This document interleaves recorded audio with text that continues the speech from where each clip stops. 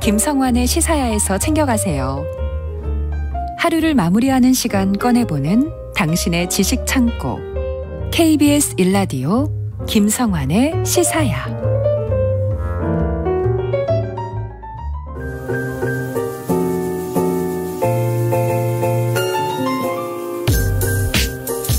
미술작품의 예술적 가치부터 경제적 가치까지 오늘도 흥미로운 미술 세계로 안내해드리겠습니다. 미술랭 가이드 오픈갤러리 홍재 디렉터 나와 계십니다. 안녕하세요. 네, 안녕하세요. 네, 미술랭 가이드 회를 거듭할수록 미술계 정말 다양한 이슈가 있구나 이런 생각을 하게 되는데요. 네. 이번 주에는 혹시 또 흥미로운 미술계 뉴스가 있습니까? 네, 이번에도 제가 두 가지 뉴스를 준비를 해봤는데요. 예. 네, 하나는 지난달 26일에 미국 콜로라도에서 열린 미술대회에서 인공지능, 그러니까 AI가 그린 그림이 우승을 차지했다는 내용이고요. 또 하나는 지난 15일, 지난주죠. 백남준의 비디오 아트 다다익선이 복원을 완료하여 재가동을 시작했다는 것인데요. 예. 이와 관련해서 다르면서도 같아 보이는 그 기술과 예술에 대해서 이야기를 나눠보면 좋겠다고 생각을 했어요. 기술과 예술. 네. 언뜻 어울리지 않을 것 같으면서도 네. 뭔가 서로 맞닿는 지점이 있을 것 같은 이 묘한 주제 두 가지 사건을 통해 가지고 풀어주신다는 얘기인데요. 네. 그럼 이슈 어떤 거? 인공지능에 대한 얘기부터 먼저 해주실래요? 네, 그럴까요? 네. 지난달 말에 있었던 인공지능 사건인데요. 미국 콜로라도 주립 박람회 미술 대회가 열렸습니다. 네. 여기에 제이슨 앨런이라는 게임 기획자가요. 디지털 아트 부분에 출품했던 그림이 우승을 했는데요. 이슈가 된 것은 이 이미지를 미드저니라고 하는 AI 프로그램을 통해서 생성했다는 사실입니다. 그러니까 AI가 그린 거잖아요. 네, 이 미드저니가요. 어떤 프로그램이냐면요. 텍스트로 된 문구를 입력을 하면 몇 초 만에 이미지로 바꿔주는 프로그램이라고 해요. 물론 텍스트를 무엇을 입력하느냐에 따라서 다르게 나오겠지만 네. 어쨌든 내가 그림을 그리거나 이미지를 편집을 해서 조합하거나 하는 게 아니라 텍스트로 이미지를 생성하게 되는 프로그램이죠. 이를 두고 작가가 단 한 번의 붓질조차 하지 않은 작품이 우승을 차지하는 게 정당하냐 이런 논란이 있었습니다. 예. 여기에 수상자인 제이스 앨런이요. 작품을 제출할 때 미드저니를 거쳤다라고 출품할 때 밝혔기 때문에 네. 작품의 출처도 속인 사실이 없고 규정도 어기지 않았다고 주장을 했는데요. 네. 실제 전시의 규정이 이런 게 있었어요. 창작 과정에서 디지털 기술을 활용하거나 색깔을 조정하는 등의 디지털 방식으로 이미지를 편집하는 행위가 인정된다라고 규정을 했거든요. 네. 그러니까 나는 어긴 것도 없다. 그리고 출처도 밝혔다. 이렇게 주장을 했는데 심사위원들은요. 정작 이 미드저니가 AI 프로그램이라는 사실은 몰랐다고 해요. 근데 들어보시니까 어떠세요? 진행자님께서는 이 AI 프로그램으로 만든 작품이 수상을 했다. 어떻게 보세요? 마음적으로는 조금 불편한데요. 그렇죠. 불편하죠. 기술적으로는 얼마 전에도 국내 한 IT 회사가 네. 비슷한 방식으로 네. 이름까지 붙여가지고 네. 인공지능이 미술 작가 활동할 수 있도록 하는 거 네. 도전하겠다 이런 거 얘기한 적이 있었거든요. 네, 네. 그러니까 이게 대세는 이렇게 가는구나 이런 생각이 들어요. 네. 네. 그런데 이제 예술 작품으로 인정하는 시대가 오지 않을까요? 그 얘기를 제가 같이 논의를 해보고 싶은 건데요. 예. 그러니까 정답을 알기는 어렵지만 저희가 같이 의견을 나눠볼 수는 있을 것 같아요. 우선은 이 수상 사실에 대해서 그 진행자님께서 불편한 마음이 있었던 것처럼 예. 인터넷상에서도 이젠 순수 예술마저 죽어가고 있다.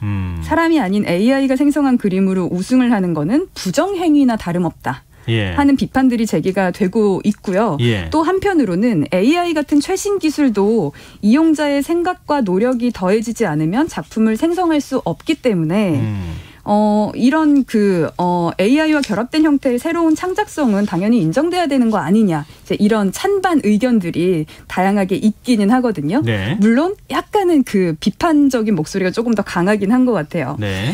제이슨 앨런이 실제로 이 대회에 이 프로그램으로 만든 작품을 3점을 출품했는데요. 이 3점의 이미지를 얻기까지 80시간이 넘게 걸렸다고 해요. 그러면서 창작에 들어간 노고가 있다. 이러면서 정당성을 이제 하고 이제 주장을 하고 있죠. 그런데 저는 그렇게 제이슨이 만약에 네. 인공지능을 자기가 프로그래밍해서 자기가 키워드를 넣었을 때 그 인공지능이 특별하게 이런 만약에 미술 작품을 만드는 능력을 갖고 있었다. 그럼 그거 인정해줘야 되는 거 아니에요? 근데 그렇게 따지면은 작가라기보다는 예술가라기보다는 그냥 프로그래머가 아닐까요?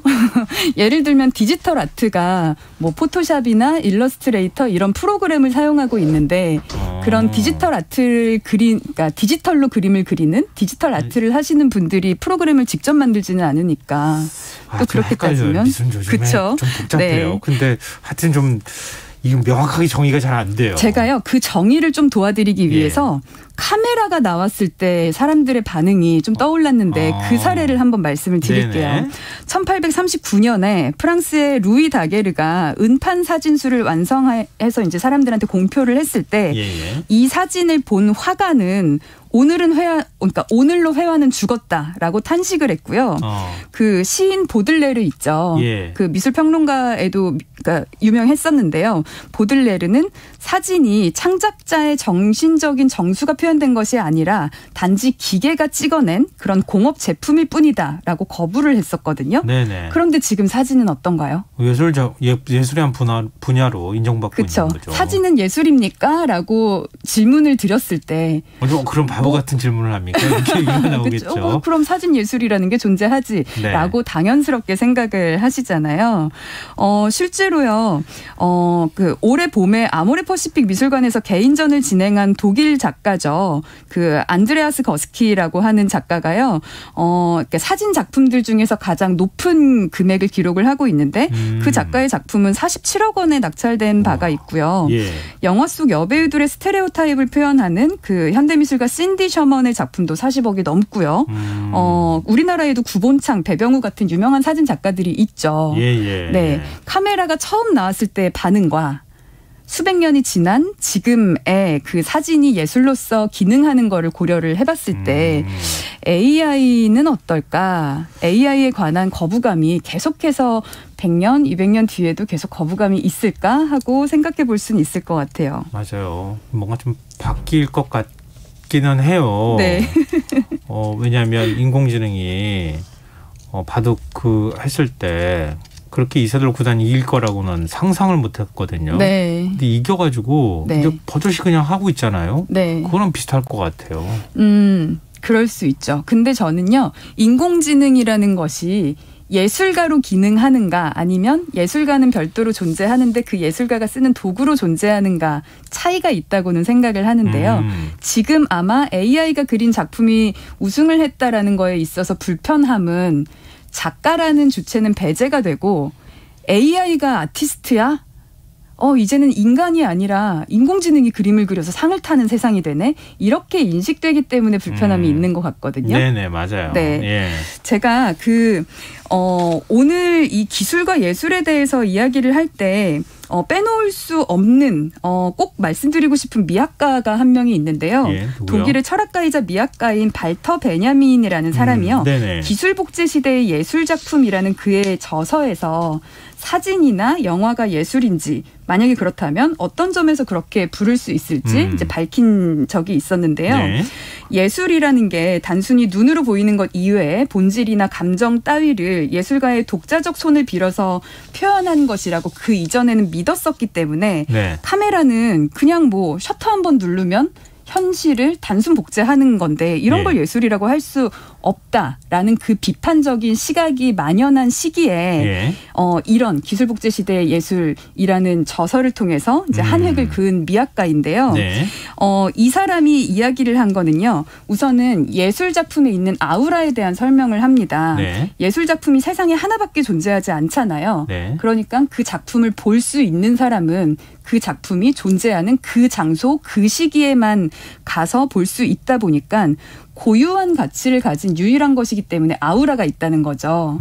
유일성과 대체될 수 장소, 없는. 시간성 이게 동시에 맞아떨어져야 된다는 그 아우라라는 것은 그 존재를 마주할 때 생기는 경건한 마음 혹은 숭배하는 마음이라고 표현을 했는데요. 왜 우리가 대체 불가한 그러니까 너무 유명한 사람을 만났을 때 연예인, 배우든 아니면 정치인이든 훌륭한 뭐 이렇게 유명하신 분들이든 철학가든 이런 사람을 만났을 때 범접하기 어려운 마음이 생기면서 그 사람 아우라 있어 이렇게 표현하잖아요. 네네. 그런 것처럼 예술에 그런 숭배적인 그런 이제 느낌이 있었다는 거죠. 네. 그만큼 전통적으로 신비한 대접을 받았었는데요. 반면에 카메라는요. 이 원본이 갖고 있는 신비감, 즉 아우라를 파괴한다고 이야기를 합니다. 왜냐하면은 대체 불가했던 유일한 작품인 원본이 카메라에 의해서 복제가 되잖아요. 네. 아마도 우리는 모두 모나리자 이미지를 알고 있을 거예요. 네. 하지만 반이 안 되시는 분들이, 그러니까 반이 넘는 분들이 모나리자를 실제로 보시지는 않으셨을 거예요. 그렇죠. 하지만 모나리자가 어떻게 생긴 그림이야라는 건 다들 알고 계시죠. 그쵸. 다시 말해서 예전에는 정말 그 고유한 유일무이한 그런 원본만이 존재했었는데 이제는 카메라에 의해서 복제된 이미지를 너도 나도 볼 수 있기 때문에 그 아우라라는 게 파괴된다는 건데요. 예를 들면요. 진행자님께서 굉장히 기대했는데 막상 원작을 보고 나서 별거 아니네 하는 그런 작품 없으셨어요? 볼 기회가 많지는 않아가지고요. 네. 근데 르네 마그리트 미술관을 간 적이 있어요. 네. 갔는데 굉장히 기대를 하고 갔는데 사진하고 별 차이가 없는 느낌이 든 적은 있어요. 그렇죠. 이미 봤기 때문에 기대를 더하고 갔기 때문에. 그 작품 자체가 약간 좀 초현실주의여가지고 사진 같은 느낌이 조금 있어서. 네. 뭐 마띠엘이라거나 뭐 붓질이라거나 이런 게 굉장히. 근데 저는요. 붓질이 굉장히 투박하게 있는 작품임에도 불구하고 비슷한 경험을 한 적이 있는데 그 모마에서 고흐의 별이 빛나는 밤을 엄청나게 기대하고 가서 봤어요. 누구나도 다 마찬가지죠. 네, 뉴욕 현대미술관에서. 근데 제가 이 작품을 너무 좋아해서 예전에 구글 아트 프로젝트라고 해서 2만 픽셀인가 초고해상도로 이미지를 제공을 한 적이 있거든요. 네. 확대를 하면요. 그 물감에 붙은 붓의 털까지도 막 다 보이는 거예요. 완전히. 그러니까 눈으로 보이는 것보다 거의 현미경으로 보는 것처럼 생생하게 볼 수 있는 것들을 충분히 보고 막상 실제로 가서 보니까 오히려 생생함이 디지털로 보던 것보다 더 떨어지는 거죠.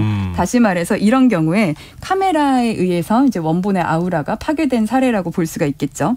어쨌든요. 베냐민이요. 예술이 전통적으로 기존에 갖고 있던 아우라를 제의적이다. 그러니까 제의 가치라고 불렀는데요. 네. 제의적인 가치라고. 근데 이제는 예술의 그 제의 가치가 사라지고 전시 가치만 남았다고 했어요. 근데 이 전시 가치를 가장 극대화해서 가질 수 있는 매체는 사진이잖아요. 네. 왜냐하면 전시 가치라고 한다면 작품은 여러 군데 한 군데밖에 못 걷는데 사진 작품은 여러 군데 막 동시에 한국과 유럽과 미국의 동일한 사진을 전시해서 걸 수가 있잖아요. 그렇죠. 게다가 이 한국, 유럽, 미국 중 어디에서 전시된 사진이 원본일까요? 보통 사진 작가들은 번호 붙이잖아요. 네. 근데 다 똑같은 원본이긴 한데. 그렇죠. 번호는 있지만 번호는 어떤 게 원본이냐라고 했을 때 다 원작이라고 할 수는 있겠죠. 그렇겠네요. 그렇죠? 네. 네. 그래서 아까 그 사진의 발달로 그 사진 작가는 사진도 예술이라고 주장을 했었지만 전통 화가나 비평가들은 카메라는 단순 복제하는 기계다, 예술이라고 할 수 없다 이랬다고 했잖아요. 네. 즉 이제 사람들이 사진은 예술인가라는 질문에 대해서 이런 찬반 토론을 할 때요. 베냐민이 이런 질문을 합니다. 네. 사진의 발명으로 인해서 예술은 어떻게 바뀌었는가라고요. 다시 말해서 사진은 예술입니까? 라고 사람들이 막 싸울 때, 즉 인공지능이 만든 작품은 예술입니까? 라고 싸울 때 예술은 기술에 의해서 어떻게 변화하는가? 전통적인 예술의 범주가 사진의 발명으로 인해서 어떻게 바뀌었는가라는 이렇게 시각을 열어두는 질문을 했다는 거죠. 네. 저는 이게 되게 별거 아니어 보이지만 천재적인 사고라고 생각이 들었는데요. 매번 새로운 기술이 발명이 될 때마다 이것이 예술이냐 아니냐라는 질문 대신에 똑같이 활용을 할 수가 있거든요. 저는 청취자분들께서 오늘 조금 어렵게 느끼실 수도 있는데 그냥 딱 오늘 이 한 사람과 한 문장만 기억하셔도 좋다고 생각을 해요. 그러니까 발터 베냐민이라는 미학가가 그것이 예술이냐 아니냐라는 질문 대신에 그로 인해서 예술의 지형이 어떻게 바뀌었는가라는 질문을 던졌다. 이것이 모든 기술에 대한 논란에서 쓰일 수가 있다고 생각이 들거든요.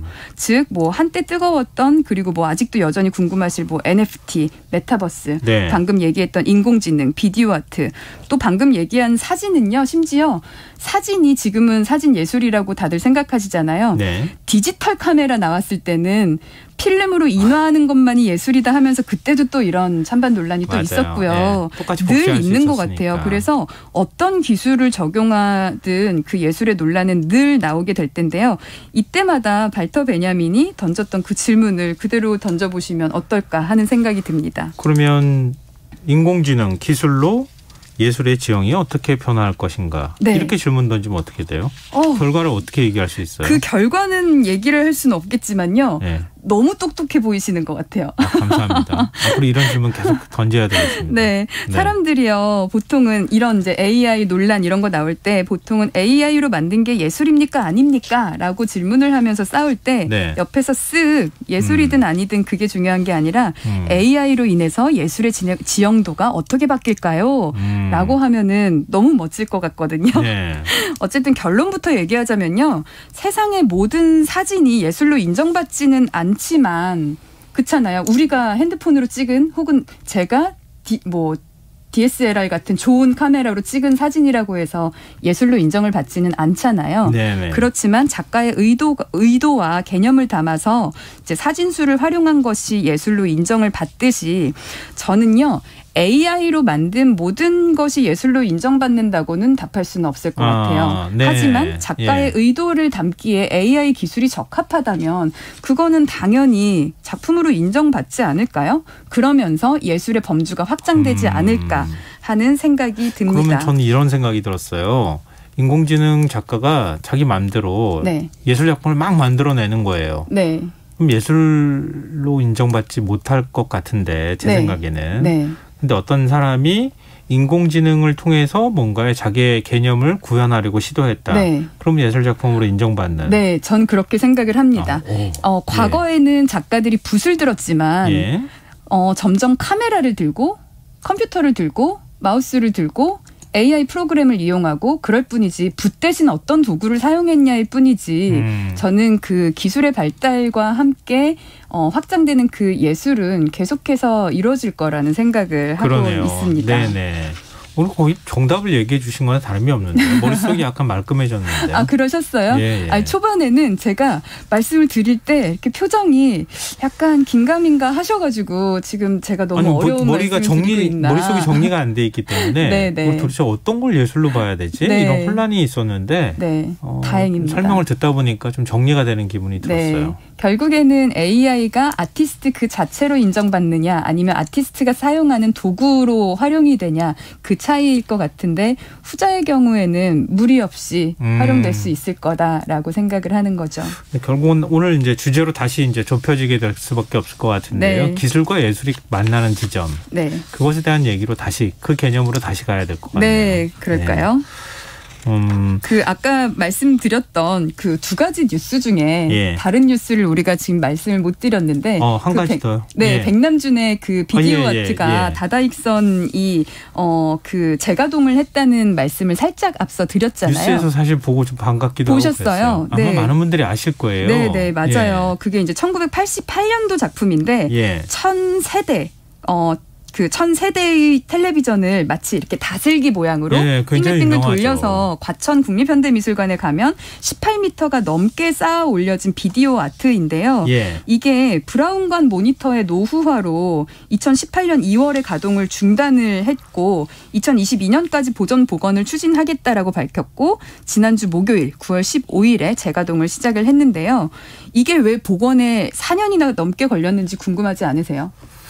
제가 알고 있는 선 안에서는 브라운관 때문에 그런 거라고 들었거든요. 네, 맞아요. 브라운관 이제 생산 안 하잖아요. 네, 다시 말하면 기술이 너무 발달했기 때문이죠. 그러네요. 그러니까 기술을 구현하기 어려워서가 아니라 기술이 너무 발달을 했기 때문에 역으로 과거에 우리가 썼던 전통적이라기보다는 이제 올드한 이제는 더 이상 쓰지 않는 기술을 우리가 아니요, 지금 집에 플로피 디스켓이 있는데요.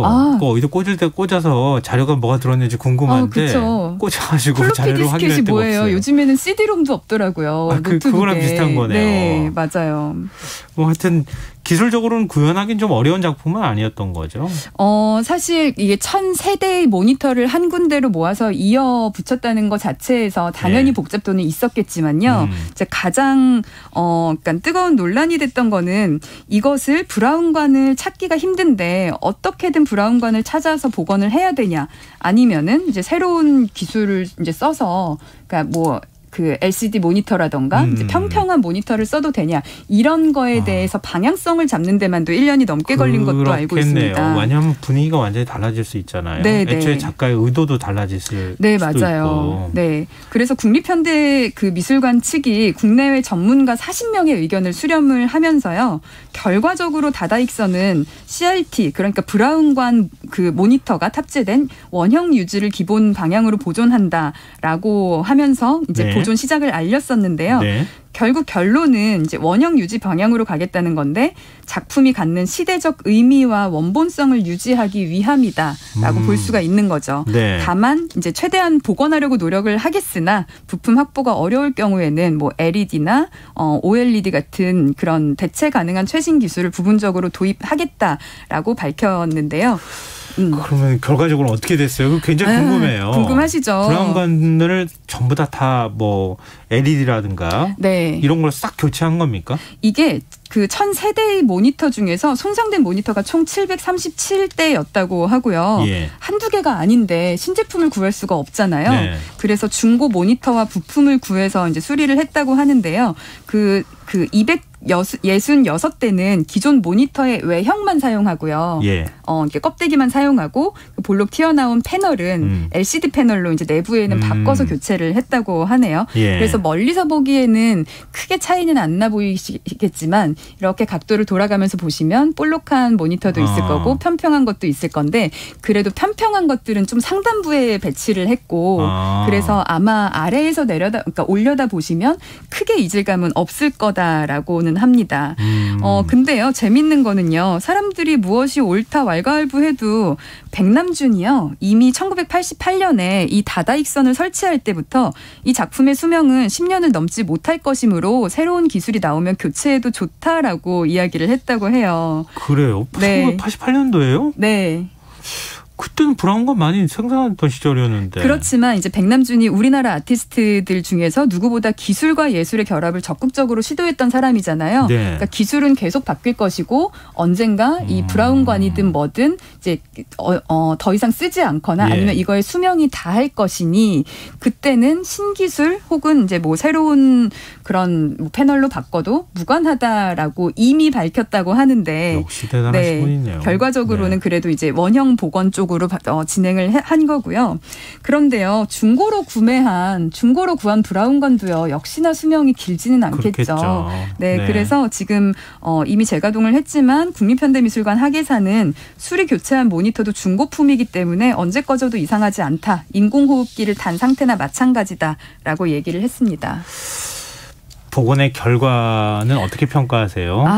그 재가동을 했는데요. 복원한 지 이렇게 몇 분 만에 모니터 한 대가 꺼졌다고 합니다. 이 복원을 하는데 37억 원이라는 금액과 이제 4년이라는 시간을 들여서 한 걸 생각하면 많이 속상하셨을 것 같기는 한데요. 어떤 면에서는요, 그래도 이 이제 장장 4년에 걸쳐서 한 작품의 복원에 힘쓴 국립현대미술관 측에는 응원과 지지의 박수를 좀 보내고 싶다는 마음이 저 개인적으로는 들긴 하는데요. 여전히 논란은 많이 있죠. 언젠가 또 꺼질 거 아니겠냐라는 식으로요. 근데 이미 뭐 일부 부품 교체했잖아요. 최대한 원형을 살리겠다고 하는 취지를 살려가면서 바꿔나가는 것, 작가도 뭐 생전에 그 허용을 해줬다고 해도 과언이 아니었으니까 아마 그렇게 나쁘게 얘기하지는 않을 것 같은데. 그러게 말이에요. 네. 그래서 이제 이게 재가동하고 또 이제 꺼지다 보니까요. 누군가는요. 브라운관 유지는 어차피 고육지책에 불과한데 몇 년 뒤에 다시 이 복원을 해야 될 거를 왜 이렇게 했는지 모르겠다. 특히 작품이 고장나고 수리하기를 반복하면 어떤 면에서는 미디어 아트에 대한 안 좋은 인상을 강화할 수도 있다라는 우려도 표하기는 했는데요. 이런 부분이 좀 저도 어떻게 하는 게 옳았을까 하는 고민은 되는 것 같아요. 아니요, 저는 최대한 원형을 살려가도록 노력하는 그 과정 자체가 하나 네. 예술적 행위가 아닐까 그런 생각을 그렇게 또 해봤습니다. 의미를 부여를 해주시니 굉장히 네. 멋진 행보였던 것 같다는 네. 생각이 또 듭니다. 오늘 AI가 만든 것도 예술인가를 주제로 쭉 얘기해봤는데요. 청취자 5480님께서 굉장히 흥미로운 주제로 의견을 보내주셨어요. 제 생각엔 아주 간단한 문제입니다. 사람이 한 것은 사람이 평가하고 인공지능이 한 것은 인공지능이 평가 혹은 심사하면 됩니다. 이런 의견 너무나 주셨거든요. 재밌네요. 네. 그럼 이렇게 구분을 와야 짓자는 얘기인데요.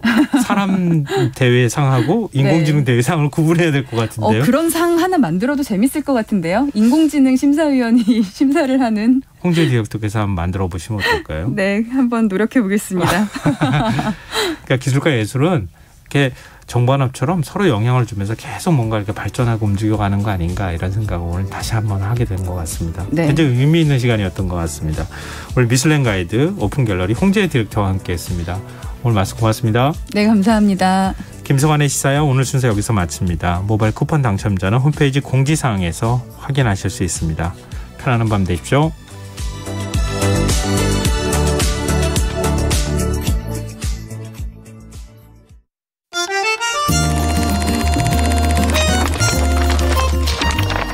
이달